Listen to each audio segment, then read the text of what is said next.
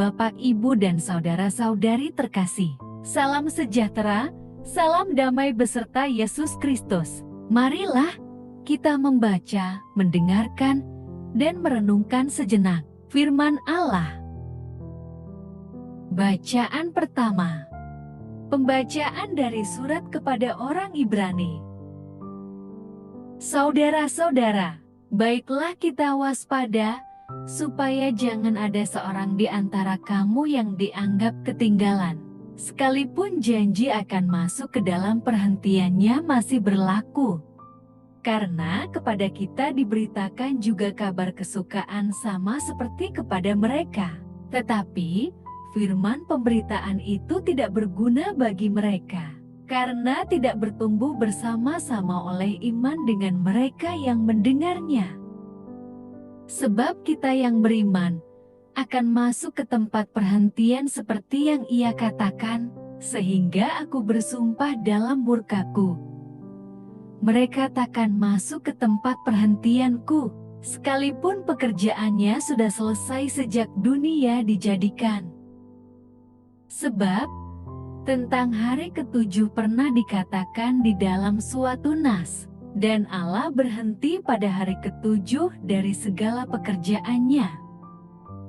Dan dalam nas itu kita baca, mereka takkan masuk ke tempat perhentianku. Karena itu baiklah kita berusaha untuk masuk ke dalam perhentian itu, supaya jangan seorang pun jatuh karena mengikuti contoh ketidaktaatan itu juga.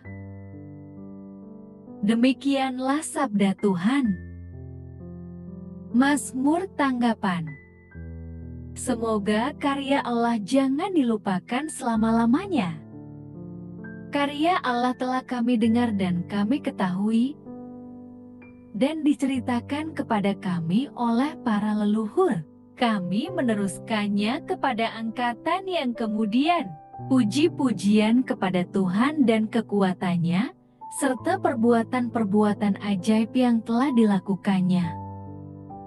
Supaya anak cucu mereka menceritakannya pula kepada anak turunan mereka, supaya mereka menaruh kepercayaannya kepada Allah dan tidak melupakan perbuatan-perbuatan Allah, tetapi memegang teguh perintah-perintahnya. Jangan sampai seperti nenek moyangnya. Mereka menjadi angkatan pendurhaka dan pemberontak, angkatan yang tidak lurus hati dan jiwanya tidak setia kepada Allah.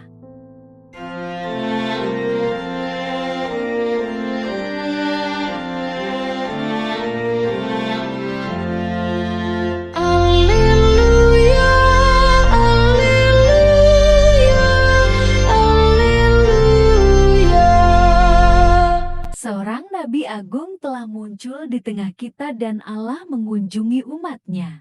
Alleluia, alleluia, alleluia. Tuhan bersamamu dan bersama rohmu. Inilah Injil suci menurut Markus. Kemudian, sesudah lewat beberapa hari, waktu Yesus datang lagi ke Kapernaum, tersiarlah kabar bahwa ia ada di rumah. Maka datanglah orang-orang berkerumun, sehingga tidak ada lagi tempat, bahkan di muka pintu pun tidak. Sementara ia memberitakan firman kepada mereka, ada orang-orang datang membawa kepadanya seorang lumpuh, digotong oleh 4 orang. Tetapi mereka tidak dapat membawanya kepadanya karena orang banyak itu. Lalu mereka membuka atap yang di atasnya. Sesudah terbuka mereka menurunkan tilam, tempat orang lumpuh itu terbaring. Ketika Yesus melihat iman mereka, berkatalah ia kepada orang lumpuh itu, "Hai anakku, dosamu sudah diampuni." Tetapi di situ ada juga duduk beberapa ahli Taurat. Mereka berpikir dalam hatinya, mengapa orang ini berkata begitu? Ia menghujat Allah.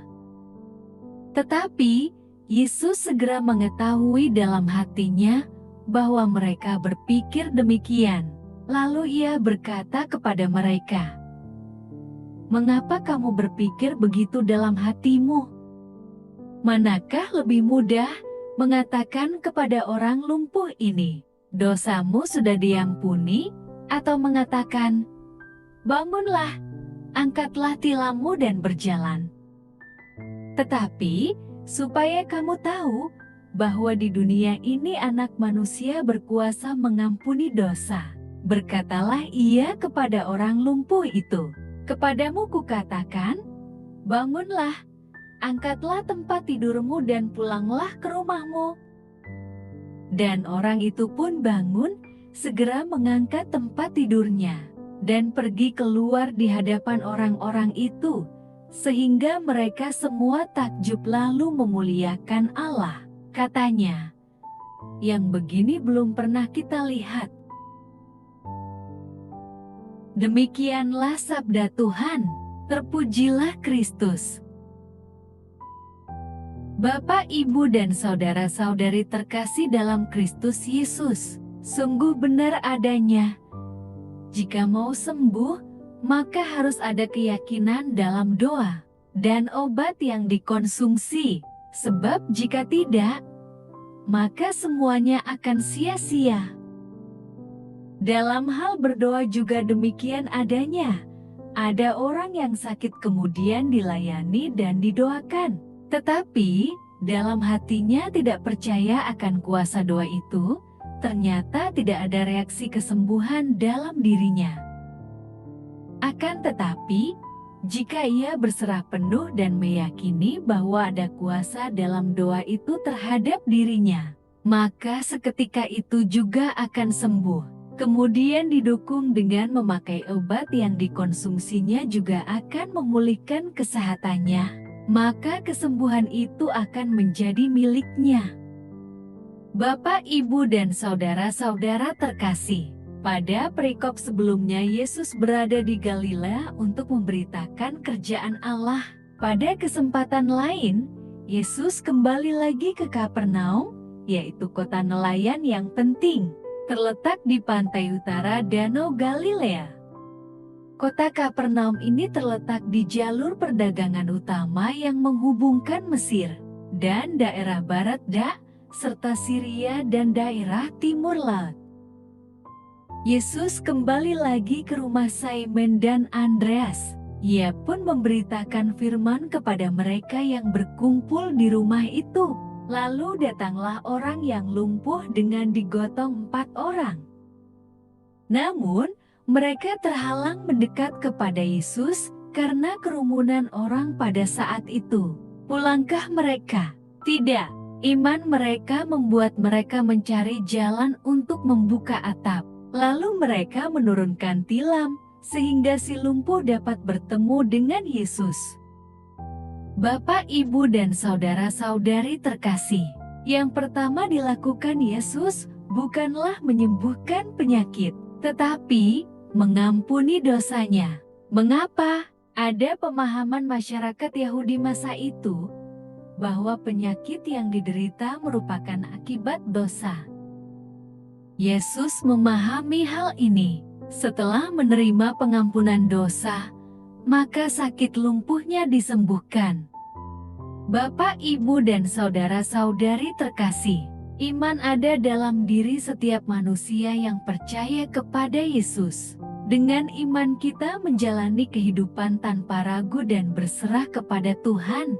Iman yang ada dalam diri mendorong kita untuk datang kepada Yesus dan memohon belas kasihan-Nya. Amin.